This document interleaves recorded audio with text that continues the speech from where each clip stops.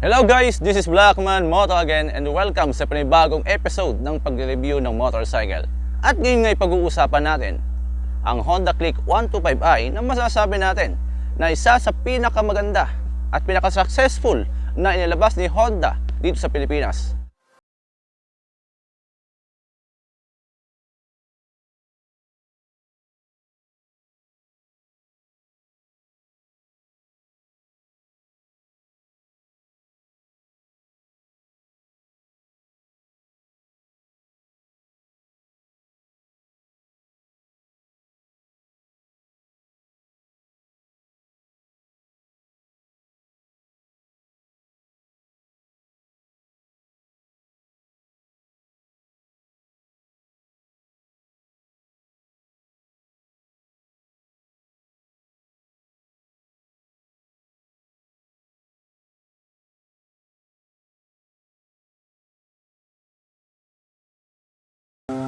Pero bago tayo magpatuloy sa video na to, ay siguraduhin mo na nakasubscribe ka at i-click ang notification bell button at paki-like na din ang video na to bilang suporta sa ating channel.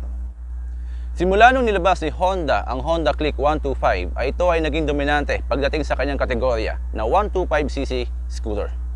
At masasabi natin na talagang minahal ng mga Filipino riders at nakikita naman natin sa kalsada.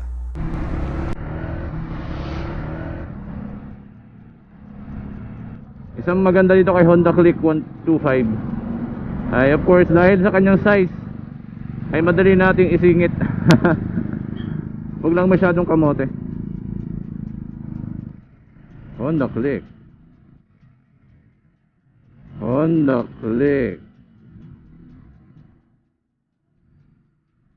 ang dami ko nakakasalubong naka Honda Click. Honda Click again. Dami naka Honda Click.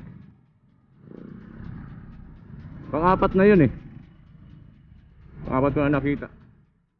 Ayun o, Honda Click, kulay pula. Ayun o, Honda Click, kulay pula. Honda Click again. Honda Click again. Honda Click. Di ba napakadami talaga gumagamit ang Honda Click 125. Ito yung masasabi ko na hindi binigo ni Honda ang mga Filipino riders nung nilabas nila ang Honda Click 125.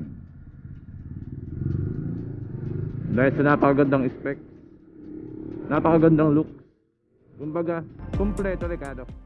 Pero bakit nga ba tinawag itong game changer at bakit minahal ng napakadaming Filipino riders? Ito ang alamin natin sa video na to. So ito na nga, bibigyan silip natin ang Honda Click 125i. Bakit nga ba ito tinawag na game changer at naging successful sa kanyang kategorya na 125cc scooter? So unahin po natin ang kanyang sukat ng gulong sa unahan. Ang sukat po ng gulong niya sa unahan is 80 by 90 by 14 and then tubeless na po yung kanyang gulong. Then ang sukat po ng kanyang gulong sa likod is 90 by 14. Yan po yung kanyang sukat ng gulong sa kanyang likodan. At the same time ay tubeless na din po. So pag-usapan naman natin yung kanya pong braking system. Ang kanya pong brake sa likod is drum brake pa din. Yung kanya pong brake dito sa likodan. And then at the same time yung kanya pong brake sa unahan is hydraulic disc brake. Okay, and then natatak po dito is Tokiko. The good thing po is disc brake sa unahan at the same time ay siya po yung CBS na o combi brake system na kung saan kapag pinindot mo po ang ipong brake dito sa left side is nag-engage po na 70% doon sa likod at the same time 30% po doon sa harapan. And yun po yung tinatawag nating combi brake system. So next naman po natin pag-uusapan yung kanya pong LED na ilaw. So the good thing dito lahat kay Honda Click 125i is naka full LED na. And then siya po ay equipped ng LED daylight running lights. Yan po yung kanyang ilaw. Then at the same time na maganda yung design dito sa kanyang headlight.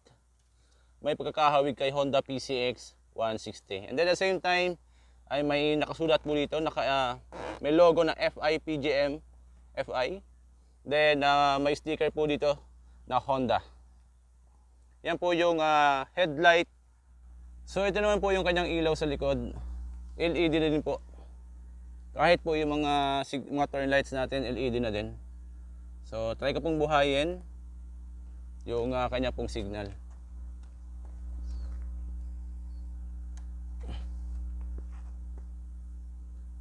Okay, so wala lang po siya naka-installed na hazard. Wala siyang built-in hazard. Yan po yung left, then ito po yung right. Okay, so gumagana naman yung kanyang turn lights. So, the good thing is kitang-kita po ng mga nasa likod natin kung tayo liliko. Kasi maliwanag, maganda yung pagkakagawa, maganda yung design ng kanya pong signal light. Pansin na pansin. Kumusta naman ang bugan ng kanyang ilaw sa gabi o sa madilim? Okay ba to kahit lahat ay LED na? Alright, yan po yung ilaw ni Honda Click 125 pag sa madilim. So medyo maliwanag na. Okay, maganda na.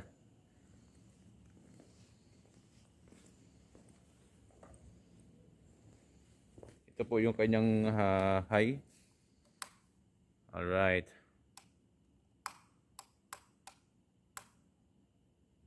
Sa tingin ko, I suggest na magpalagay ka ng auxiliary lights upang mas maganda ang iyong biyahe, lalong-lalo na kung lagi ka nagtatravel kapag gabi. So pag-usapan naman po natin kung ano ba ang meron dito sa dashboard ni Honda Click 125i. So pagbubuhayin po natin yung makina, may konting tunog po tayo makikinig sa bandang part na to. Okay, mabilis lang naman, I think mga 3 seconds lang and then nawawala na. So ito po yung kanya pong dashboard. Full digital na, makikita po natin dyan yung voltmeter. Of course, may voltmeter, at the same time may time. And then select lang po natin, makikita po natin yung total kilometers, yung kung ilan na po natatakbo. And then trip A, trip B, yan po yung makikita natin dyan. And at the same time, yung average kilometer per liter.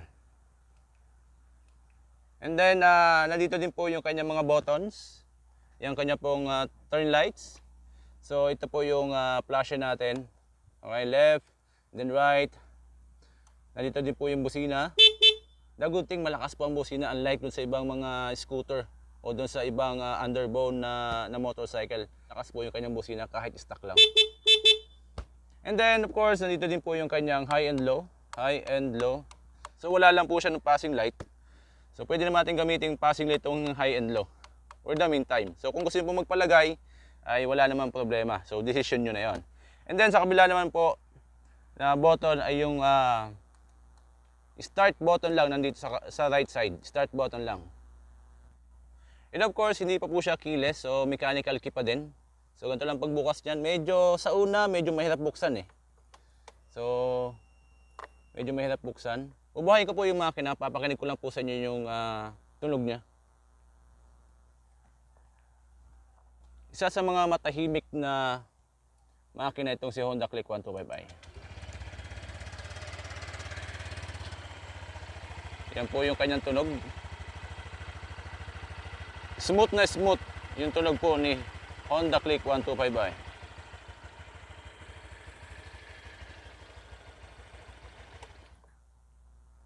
Si Honda Click 125i ay may bigat na 111 kilograms at may taas ang kanyang upuan na 769 mm at may ground clearance na 132 mm.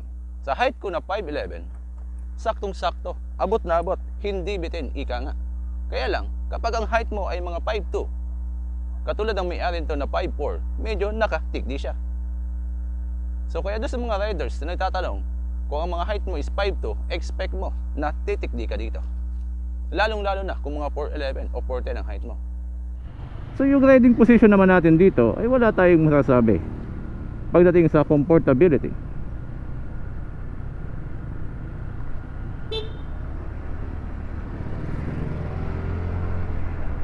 Kumbaga, chill na chill, relax ka dito kay Honda Click 125i.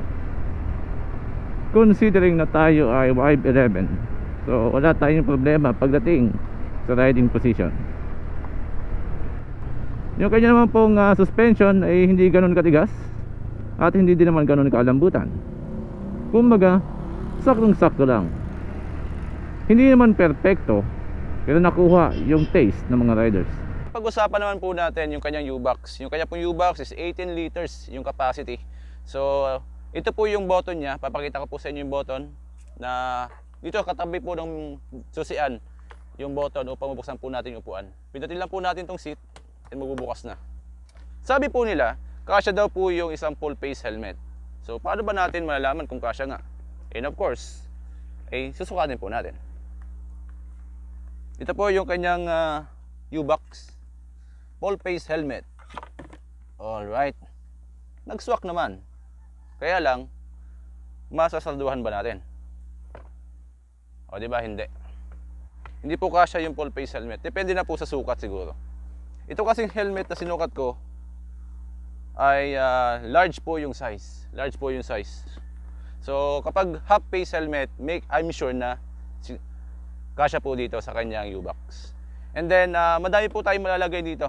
Mga ibang gamit natin, mga tools, may dala po tayo mga damit, ibang gamit.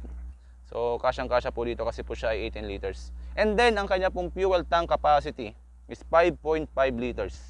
Ito po yung kanyang tangke, 5.5 liters po ang capacity. Alright, malayo na po ang marating yan ni Honda Click 125. So at ang huli pag-uusapan naman po natin yung kanya pong engine specification. Si Honda Click 125 po is 125cc, liquid cooled, single cylinder, 2 valves. At maganda po kay Honda Click 125i ay siya po ay fuel injected na. Kumbaga, pagdating sa fuel consumption ay panalong-panalo. Ito po ay nag-average ng 53 to 54 kilometers per liter yung kanya pong fuel consumption. So maganda na po yun, panalong-panalo na sa 125cc category. And that isa pang dahilan kung bakit namamayagpag at successful at game changer po si Honda Click 125 is dahil sa kanya po ay liquid cooled. Kumbaga, sa long ride o long drive o lagi tayo nagbabiyahe ng malayo, is panalong-panalo po ito kasi wala tayong problema sa overheat kasi siya po ay liquid cooled na. Si Honda Click 125 po ay may maximum power na 8.2 kilowatts and 8,500 RPM and maximum torque na 10.8 Newton meter and 5,000 RPM. Ang tanong, ano ang top speed ni Honda Click 125i?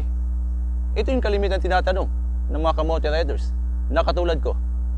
Minsan. Alright, testingin natin ang acceleration ni Honda Click 125i.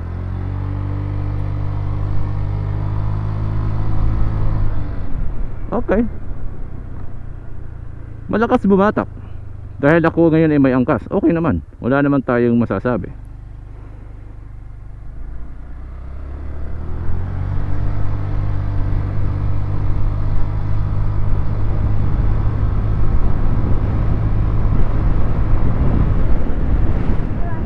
Alright, ang ganda ng batak ni Honda Click.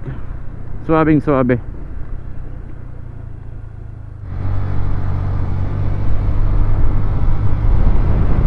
Backride ako ngayon. Woo! Dahil wala tayo sa racetrack, hindi natin makukuha ang top speed nito. Doon sa mga nagtatanong kung ano ang top speed nito, hindi ko po mabibigay sa inyo dahil wala ako sa racetrack.